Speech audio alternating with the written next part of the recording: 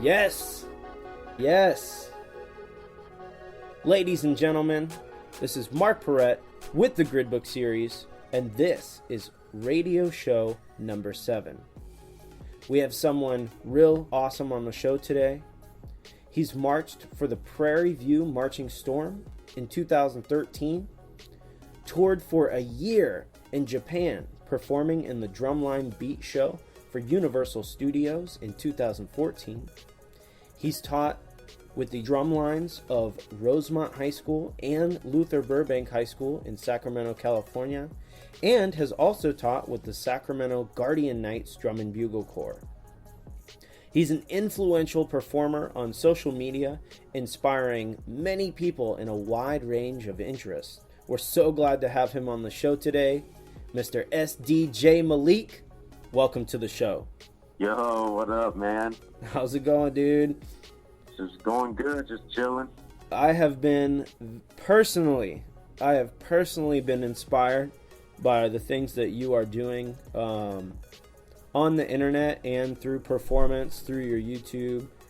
Just being able to watch you grow and progress over the last, I think I saw you 2 years ago.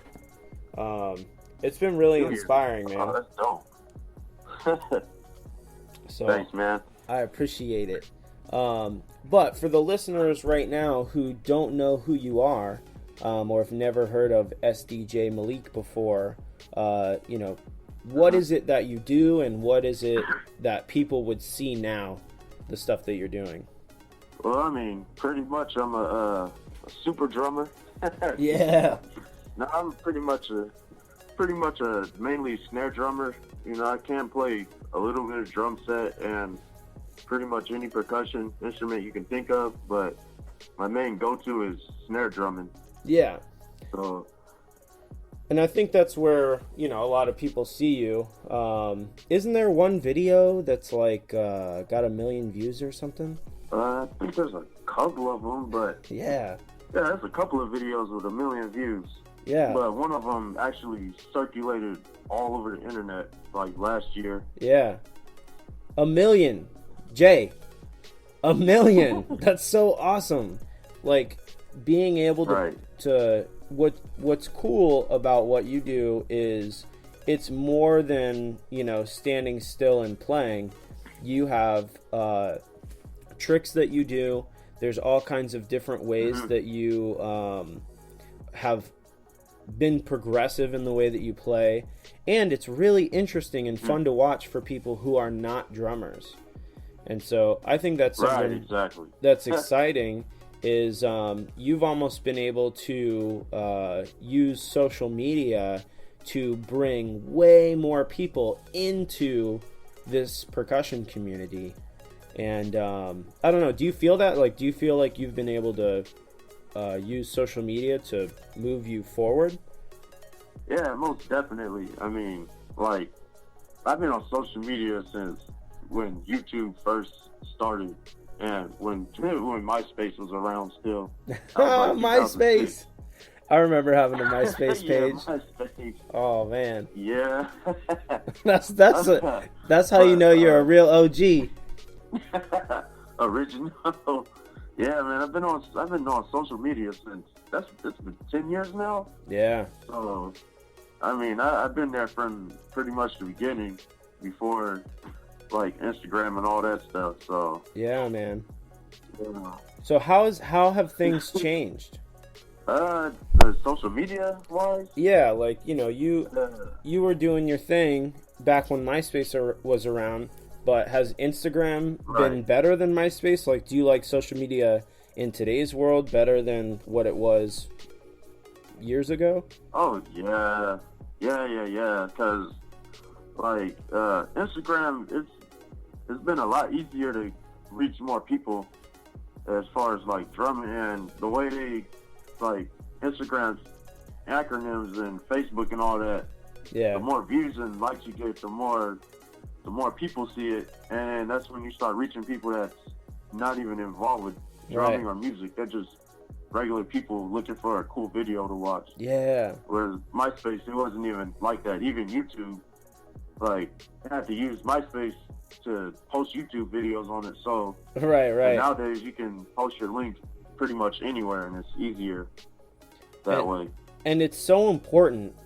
Here at the Grid Book series, we literally sit down and have meetings about how can we get more people interested in joining the percussion community. And we're always thinking, like, what are some things, you know, we know, like you and I know that it's cool, but it's not often that the way that like band is portrayed. Band isn't portrayed as like this cool thing. It's portrayed as this geeky thing that the band kids do. And you know, meanwhile, you've got like football, and the way that football is marketed is awesome. Like you'll watch a football video and be inspired to like build a freaking skyscraper. And you know, you watch something you watch something about band, and it's usually like the 10 o'clock news talking about, you know, they're trying to raise money to go march in a parade or something. Right. See, to add on to that, like when you use football, when they're showing football highlights, it's always somebody cracking somebody or getting an interception and running, hearing a crowd cheer. Yeah. Or a quarterback throwing a long bomb with 3 seconds left and they catch it. Right. It's like exciting stuff. So yeah, when you see marching bands, all you see on TV is they're trying to raise money, or you know, or especially music. They're not playing the music that regular people like listening to. Right, you know? Exactly. Or stuff like that. It's like, where's our highlights? Yeah, exactly. Like, that's what I'm pretty much doing nowadays on, especially Instagram. You know, I post these short clips of, like, some of the, you know, flashiest things, you know, just to get people that's not into drumming more interested. Right, like, okay, what was that? I've never seen that before. Yeah. You know? Like, so I'm thinking, when I'm making up stuff like that, or drum licks or whatever, you know, I'm thinking, all right, what can I do to catch the eye of a person that's not into drumming, right, or that's into something else, like, you know, like sports or even juggling, you know?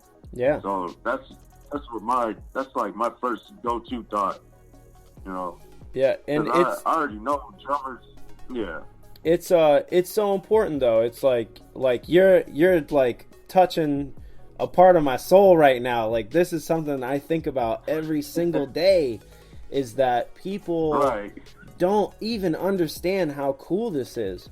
And it doesn't matter whether you're, you know, getting into drum corps or a college band or marching band at your high school, like whatever it is. There's so many intricate details to actually playing the instrument that part of it is fun. And then on top of that, being able to perform in front of people, that's a whole other side. And it's hard to it's hard to display how you feel right before a performance. You know what I mean? Like, I'm sure when you were about to go on at that news station, you were probably feeling pretty jazzed. Like, I'm about to go on and like 1 million people are going to watch me on TV. And like, that is such a cool feeling. Yeah, right? Yeah. And so it's cool. And I don't feel like we do, and we meaning like the percussion community, I don't know how good of a job we do at portraying that. And something that I also think about is that we don't have Nike. Like, we don't have Nike, we don't have Adidas. Like, Nike and Adidas make sports look awesome. So someone might get into football or soccer because they saw a dope Nike ad. And what I want to know is, where's our Nike? Like, where is... Right now, I think Vic Firth is probably like the hottest company as far as content and commercials that are cool and hip. But if you think, as far as, well, I mean, I think, yeah. You know, like, who else? And Oh yeah. And I'm not endorsing Vic Firth or whatever. I'm just saying they are good at what they do. Another thing. No, I was just gonna say, yeah, I think they're really the only company that's posting, like what you said, commercials and cool drum videos to kind of like get people that's not into drumming to watch it, or get into it.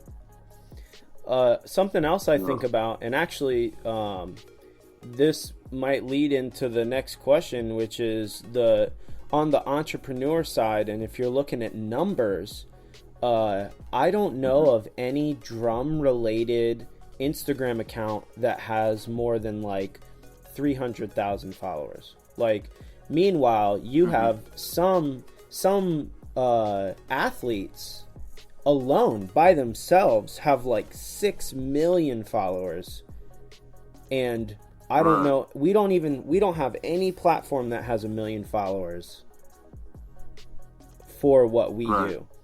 And I'm always thinking, why is that? Like, where's our platform that we look up to that has 6 million followers? And I'm wondering if it's because of exposure or the nature of the activity. But I think what you are doing is something that is like almost embarking on that journey towards finding, like, entertaining that kind of crowd and those kind of numbers. Right. So I don't know, is it like on the business side of things, is it easy? Just like, do you just think up a lick and then you play it and that's all you do? Or what's the business side? What's the back end of being a performer? I mean, it used to be just, think of a lick, write it down or whatever, make a video and post it. But, it's kind of like when you want to expand on it or do bigger things than just doing that. Like, for instance, if I want to go to a nice location, like, let's say in the mountains somewhere, I live about 45 minutes from the mountains. Right. And, I want to record a video there. So I got to pay money for gas and, all kinds of stuff just to get there. Right. Of course, to eat and whatever. And if I want to bring a cameraman or something, they got to eat too, right? Right, so right. It starts costing money to, do all that stuff. Yeah. Or even if you want to collaborate with somebody, even if they're near you, you still got to travel, you still got to pay for gas, eat, all that stuff. Yeah. So this stuff costs money. I mean, there's a lot that goes into, a lot of people will see the video and they're like, oh man, that was so cool. But yeah, there's a lot on the back end. They don't know what you went through to do that. Yeah, right, right. What might be cool is if you also put out, now again, this would be more work, but it would be cool if you had a video that was like the making of this lick video, where it's like you getting in the car and you driving and you picking up your friend and giving daps and going to the gas station, and you know what I mean, like spelling out what it is behind the scenes. Yeah, that would be, I would watch that in a heartbeat.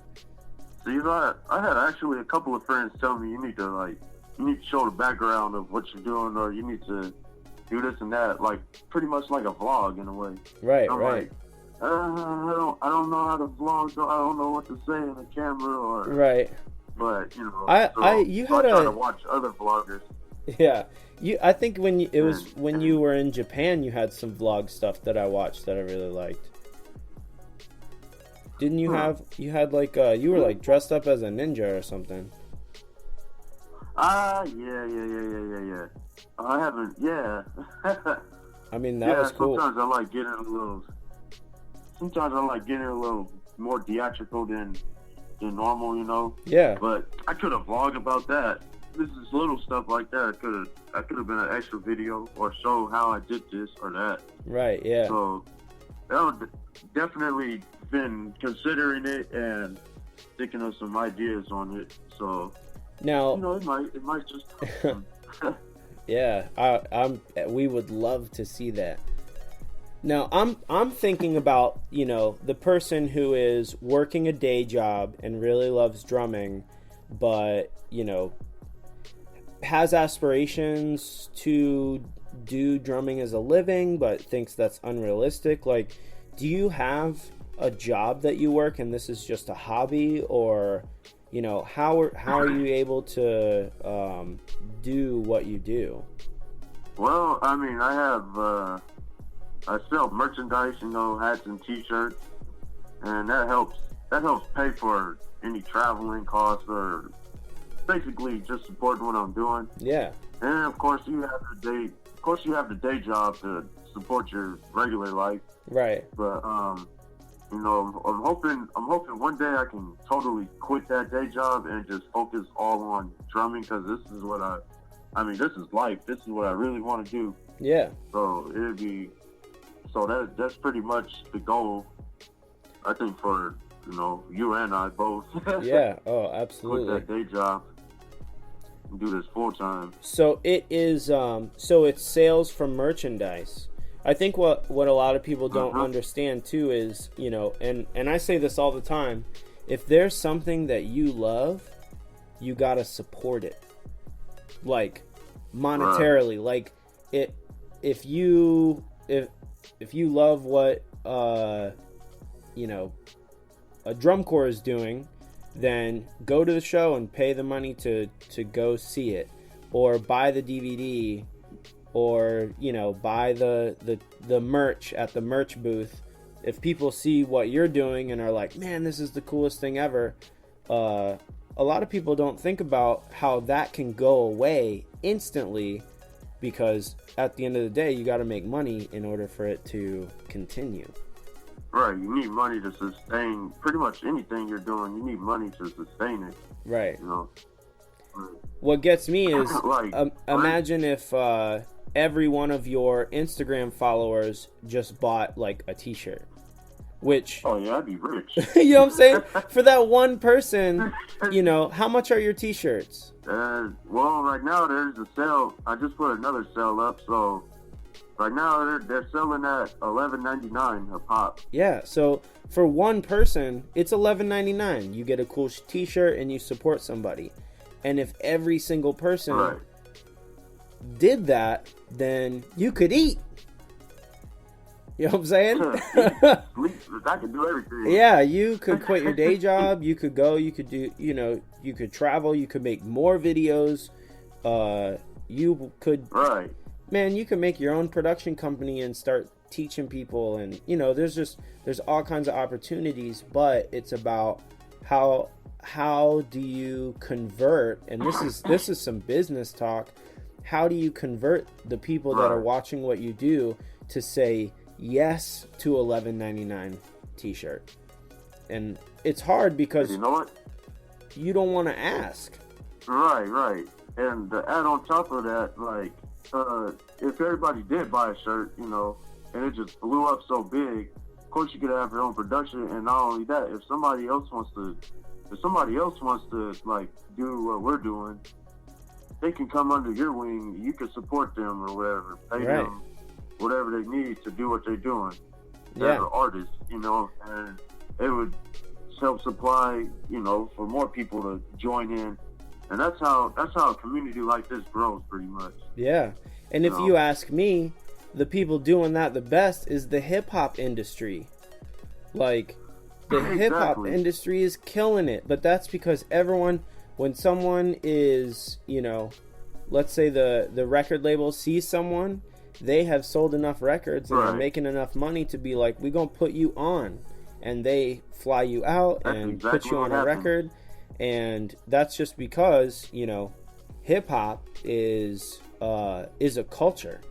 It's so much of a culture that people will go out and buy whatever is coming out because that's what they do. It's like, I got a fitted cap and a chain and a white tee and some fly shoes, and I'm gonna go buy this album and I'm gonna bump it out my speakers, and that's my lifestyle, and that's what I work for. Like, I go to work so I can buy these nice things and flash out on the weekends. And, you know, it's a culture.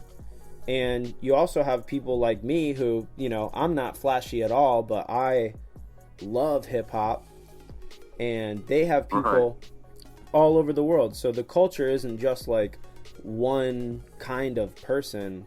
It's hip hop touches so many people in so many different ways.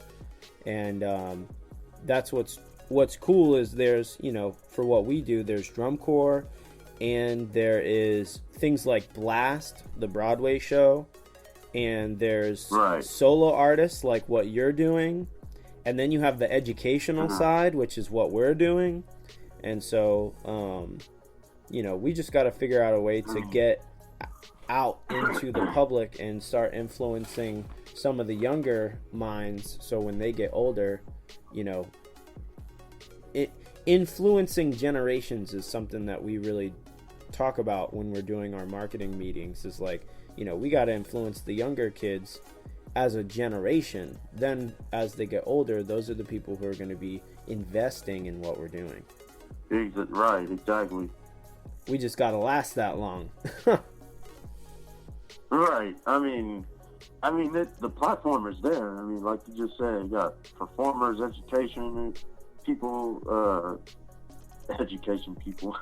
Yeah. I didn't mean that, but yeah. I mean, the point is, the platform is there. It's about expanding it and growing it, and of course, you need the fans and the people to support it, but you also need that cash. You need that cash. Big time. I mean, that's just there's no other way around it, pretty much. So, you know, we have talked about the current, you know, what you're doing now, like the business side of things. Like we're talking about the machine already in motion, but when you were starting out, did you practice a lot, or was it something that just like came naturally to you? And what I'm getting at is, for the person who's sitting on their couch right now listening, you know, do you have to put a lot of work in to play as well as you can play? I mean, I wish I didn't have to, but right? I put in a lot of I mean, I wish I could just get up and look at a piece of music or a video and just bam, got it instantly. Right. I mean, it doesn't work that way.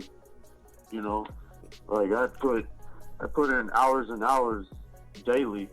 You know, like I work right now. I work from 5 a.m. to sometimes 2 p.m. and when I come home, you know, the rest of my day is practicing and you know, producing music or whatever. So, you know, it's nonstop. And yeah, man. It doesn't stop. Like, I'm practicing 24/7. So people write us. You would be surprised. People write us all the time, searching for the formula. They'll write us and say, you know, hey, grid book, you know, how many hours a day should I practice? Like, I know I need to practice. What's the magic formula? How many hours? And my answer is always, there's no set amount of hours. Think about what you have to do, and then all of the other time should be drumming. Yeah. I mean, for me, sometimes it'll take me 5 minutes to catch on to something, and sometimes it'll take me 2 months to learn something. Yeah. Like, like this upcoming video I'm putting together, it took me about a month to do some of the stuff I'm doing. Like, I literally had to do speed training just to be able to do the solo nice and clean and easy. Right. So, like, even if you think you can do something, there's always something bigger and better for you to try to tackle. Yeah, no matter big time. no matter what level you're at of music or drumming. Yeah. So yes, you have to practice and practice and practice. Yeah, all even the if time. You're tired of practicing. Especially, that's when it's the most important, because you get a lot of people who are like, man, I had band practice on Tuesday, and I practiced all day on Wednesday, and I had band practice again on Thursday, and it's Friday, and I'm tired of practicing, and I got practice tomorrow. It's like, welcome to the lifestyle. And like, welcome to drumming. yeah, welcome. Because what happens is, you know, we are on a timeline of progression, and the only way you can move up the timeline is by putting the beads on the head. Yep. So, you know, you practice a lot. You're performing. You do. You said there's some times where it might take 2 months. Did you hear that, people? 2 months. You said it'd take you 2 months sometimes to really solidify and get something down. And how do you feel when you post up a video and someone says, this guy's all flash and no chops? Well, for one, I mean, it used to offend me really badly because, like, well, a lot of public don't know is, like, from 7th grade all the way to graduating, you know, I was bullied relentlessly every day. Whether if I was fighting with somebody or somebody was picking on me, how I looked, dressed, anything, somebody could just fire on me. Right. So, you know, all that aggression built up from over all those years. By the time I hit 18, 19, 20, and I'm trying to do something, the only thing that's been really exactly in my life, I have people leaving comments like that, and I'm like, they'll set you off. Who do you think you are leaving? It used to set me off like a bomb, pretty much. Yeah. And, you know, but now that I'm kind of like a bigger name within just the drum community in general, or just in general, it's like, of course, I get more and more comments like that, and I've come to understand that they're just going to keep coming and coming. They're not going to stop. Yeah. Like, people are not going to stop. So I've gotten used to it, and actually I kind of like that people leave those comments now, because it kind of inspires me to say, okay, I'll fix that, but then I'm going to come back and make you look you know, silly. Undeniable. So, and of course, exactly. And of course, you know, a lot of people see me respond to these comments in the nature that I do, because that's my nature. Right. You know, people try to tell me, you shouldn't leave comments like that. That's unprofessional. And I'm like, what's the definition of profession or professional? You know what I mean? Yeah. I'm like, especially in this industry, there's no real set definition. Right. So, you know, and you, at the end of the day, are a person. You know what I mean? You're not like a circus act. Like, you are a person, and you spend a lot of time doing what you do. The same thing happens to us. Like, at the end of the day, we've got 2 people that work here. We do have interns, so we have 3 interns, but they're not here all the time. And we have John Luvera's mom, who does the shipping. And so, you know, we are super small, and John's on tour, so it's like he's not even here. So it's just funny when people will talk and comment as if we don't see what they're saying. Like, how you gonna make a comment on our page and not expect me to see it? And then this is the best part. They'll write something on a video like that's real mean, and then they'll go in the DMs and ask for help. You know what I'm saying? I've had that happen a few times. And I'm like, well, why did you comment that in the first place? It's not going to get you anywhere, you know? Yeah. The cyberbullying a cyberbully is real. Yeah. It's real, man. And it's funny because it goes in waves. It's serious. I don't know how it is on your pages, but with us, it'll be like, no bullying whatsoever. Everything's positive. Everything is great. You know, if anyone does say anything, it's real constructive. Like, hey, I think you should consider keeping your taps down, blah, blah, blah. But it's always, you know, meant to be helpful. And then all of a sudden, we'll get like 3 or 4 people just in different places on YouTube that's like, cadets suck. and like like what, Like what? yeah, they'll just like people will say the most random insults, and it's like, dude, you don't even understand how ignorant you sound, because that's not even what we were trying to do, or but yeah, same thing. I have sorry, go ahead. Oh no, I was just gonna say, sometimes I get comments, people just want to argue with you over, like, maybe last month I had a couple of people try to argue with me over like technique and how I should drum and stuff. I'm like, my technique is fine, where's your video? Can you demonstrate this technique? And instead of, posting the video, they just keep on going on and on about it.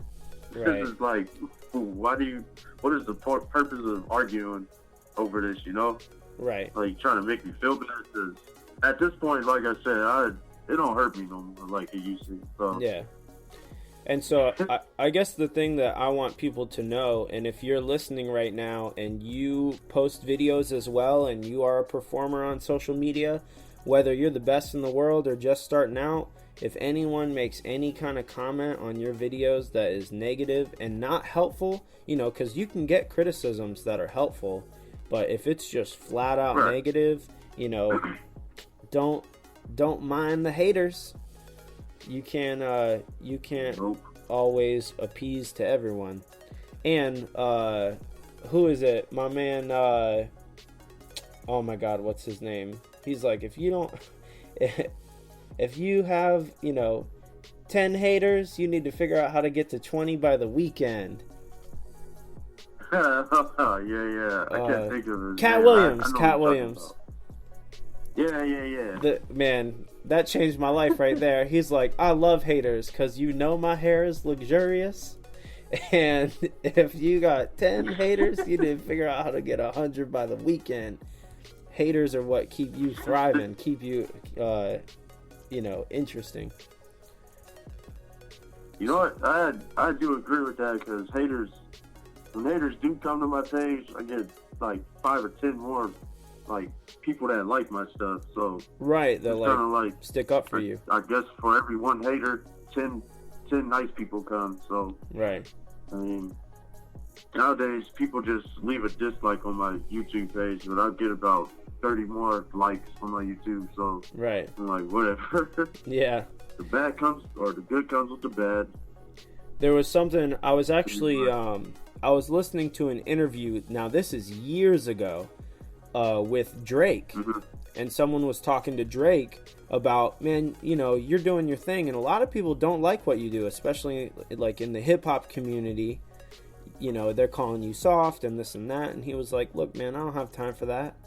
I'm doing what I know how to do, the best that I know how to do, and I love what I do. So as long as I love what I do, it doesn't matter what these other people think, and I'm just going to keep putting out videos. He's like, I don't go on social media, I don't read the comments. Like, I'm doing what I'm doing. If you enjoy it, you can come with me on this journey, but if not, then that's okay. That's cool too. And that was like that. Right. That was a great interview for me to listen to, because, I was kind of in the same place trying to build this company. Right. So speaking of building companies, what's going on for the future of SDJ Malik?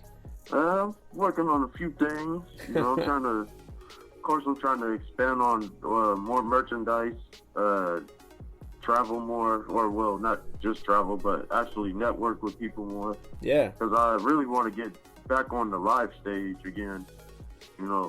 As an independent artist. Right. So that's one of my main goals. And, just pretty much keep pushing my social media and e-commerce. So, okay. I see a lot of, I think I see it's a lot more popular now. There's one guy named John Donovan, the party percussionist. And he basically goes and performs professionally with like EDM acts, and I'm seeing a lot more people who I think there's a guy named Dat Real Drummer. Oh yeah, Malik Stewart. He does. Yeah. He's been doing a lot of street shows and stuff. Yeah. Just all over the place. So I think it's becoming way more popular and way more just like accepted that is a form of art that people are into. Right. So that's cool. I mean, piggyback on that. Yeah, piggyback on that. I think since I know a lot of people like bash the movie or hate the movie or whatever. Drumline. But this one's got me. Yeah, Drumline, the movie, and maybe it wasn't the best production or whatever, or but the whole point of it was to highlight that there's there's a world of drumlines out there that's doing this, and yes, it's more cool than this. It's more cool than just a commercial about or on the news about a fundraiser or whatever. Right. Oh my God. Yes. I hate when people come up to me. People come up to me, and I am a drum corps guy. Like, I love drum corps. I march drum corps. Like, technicality and technique, and like that is real important to me. But I hate when like my other drum corps friends come up and they're like, "Man, you see this stupid movie Drumline?" And they will bash it, thinking that I'm on their side. And I'm like, let me tell you something about the movie Drumline. That movie, even though it is as Hollywood as you can get, like, I understand where they're coming from, but at the same time, it is almost like a real awesome business card for, like, drumming, and that there is a culture, and that there are like people actually do go to the fraternity houses, and there's real parties like that, and there's real relationship things that happen in band, and there's real bullying that will happen on the back end, and there's like performances. There was a lot of things in there that people will look and say, this looks cool, this is interesting. And that's piggybacking on what we were talking about earlier, is there is someone today who will buy a t-shirt from you or buy a book from us because they saw the movie Drumline when they were 8. You know what I'm saying? I'm one of those people. Right. That right. watched the movie and was like, I want to do. That's what I want to do. Yeah. And this one. I've never understand why people bash the movie so much. All they're really looking at is the music and the drumming part of it, and they're like, oh, right. But they're not looking at how much money they're not looking at how much money the movie made, or how popular it's made drumlines in general, or none of that stuff. Yeah. So, even today, people still refer to that movie Drumline, and I'm like, I'm okay with that, because if that's what they can relate to, then so be it. Right. Yeah. It's all about getting people in the door. If we can get someone in the door with a movie that maybe the guys in the movie aren't playing with the best technique in the world, or maybe the beats aren't, piss clean how we want them to be, but at the end of the day, it paints a picture that gets someone excited about this community, and that's all I need from a movie.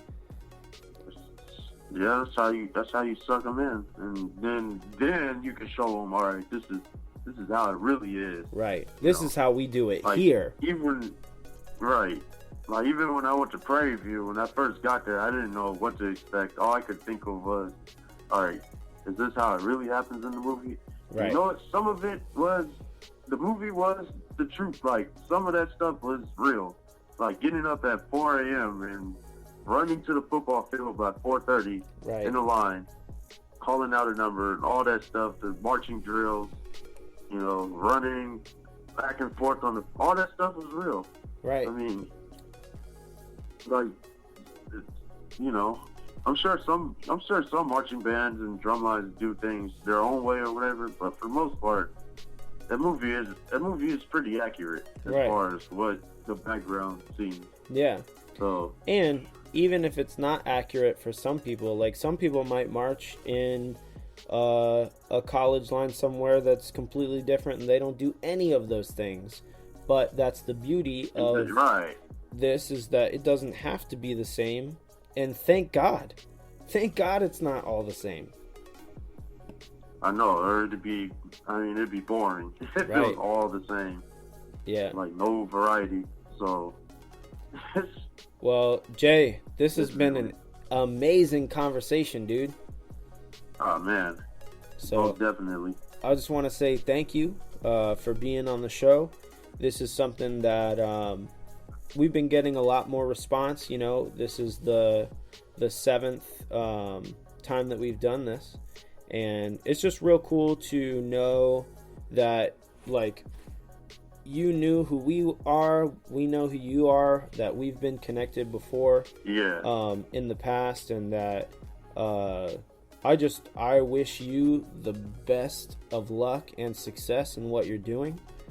With that being said, anything that people, like, if people want to find you, how can they find you on the internet? I mean, you can pretty much Google search SDJ Malik now, I think. But if you want to search me on a platform like Facebook or Instagram, you can find me at SDJ Malik. Just type it in the search box and you can find me like that. Or Excellent. If you want to check out my website, it's www.sdjmalik.com. Okay, perfect. And we'll put all of those links in the description below, so that'll be good. This cast will be available on our website, thegridbookseries.com, on our blog, and it's also hosted on our SoundCloud page, which is soundcloud.com/thegridbookseries. So, Jay, thanks again, man. I really appreciate you being here. Oh, no problem, man. Thanks for inviting me. All right. So, don't go anywhere. We have a lot more to come. We have a lot more music. Hopefully you guys have been enjoying the jam so far. So we're going to get right back into it in 3, 2, 1.